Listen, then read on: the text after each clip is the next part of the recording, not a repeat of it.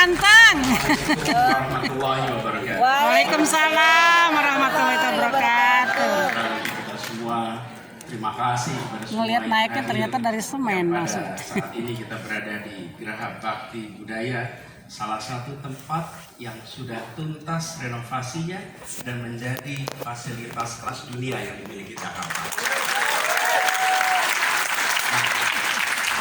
Anda semua yang berada di sini adalah yang menikmati pertama fasilitas ini. Ya. Alhamdulillah perjalanan panjang. Karena itu dalam kesempatan ini saya akan berbagi cerita tentang bagaimana ini semua terjadi. Prosesnya seperti apa, pelibatannya siapa saja, dan proses yang membuat ini terjadi itu merupakan proses yang bisa menjadi pengalaman bagi kita dan juga bagi generasi-generasi penerus kita. Karena itu izinkan dalam kesempatan kali ini saya akan berbagi tentang Jakarta 2017 sampai dengan tahun 2022 yang diberi judul Gagasan, Narasi, Karya. Ini sebagai satu kesatuan.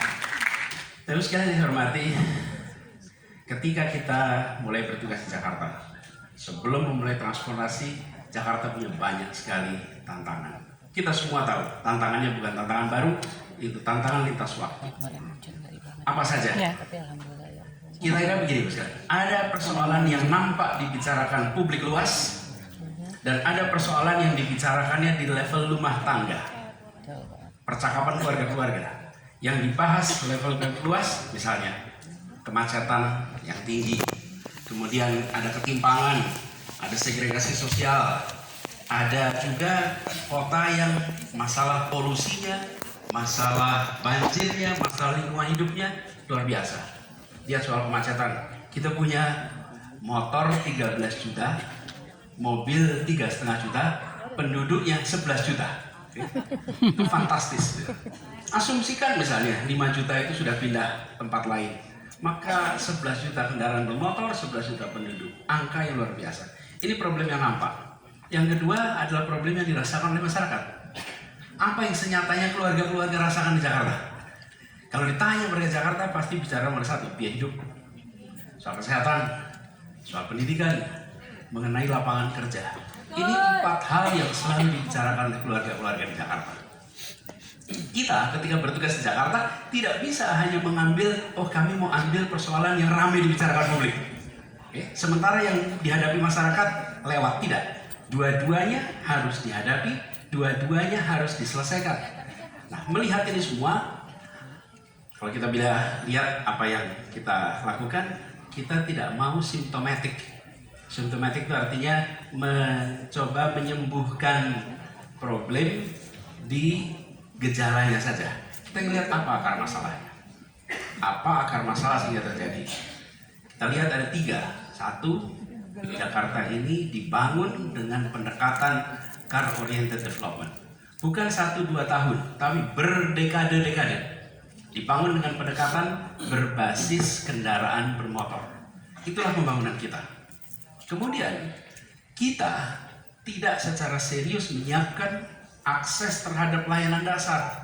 Layanan dasar ini betul-betul sesuatu yang sesungguhnya harus disiapkan di kota-kota. Apalagi kota sebesar Jakarta, mulai dari air, fasilitas komunikasi, kesehatan, pendidikan, itulah perumahan, inilah layanan dasar. Kemudian lingkungan hidup. Lingkungan hidup ini bukan hanya Indonesia, seluruh dunia. Kita mendekati pembangunan ekonomi tanpa memikirkan ekologi. Dua-duanya berasal dari akar kata yang sama. Oikos, nomos, oikos, logos. Tapi kita, ekologi dilupakan, ekonomi dibangun. Efeknya, mismanagement lingkungan hidup. Ini adalah akar masalah. Nah, ketika kita akan menyelesaikan tantangan di Jakarta, kita sadar akan perlu waktu yang panjang. Tidak mungkin bisa diselesaikan dalam waktu yang singkat. Tetapi bila akarnya diperhatikan, maka kita akan bisa menanganinya secara bertahap dalam jangka yang cukup panjang. Karena itulah mengapa harus dimulai dengan gagasan. Gagasan ini, sekalian, adalah sebuah runtutan kira-kira berpikir kita. Apa idenya? Apa gagasan utamanya? Saya akan share di sini. Kita mulai dari gagasan, kemudian menjadi narasi, jadi karya.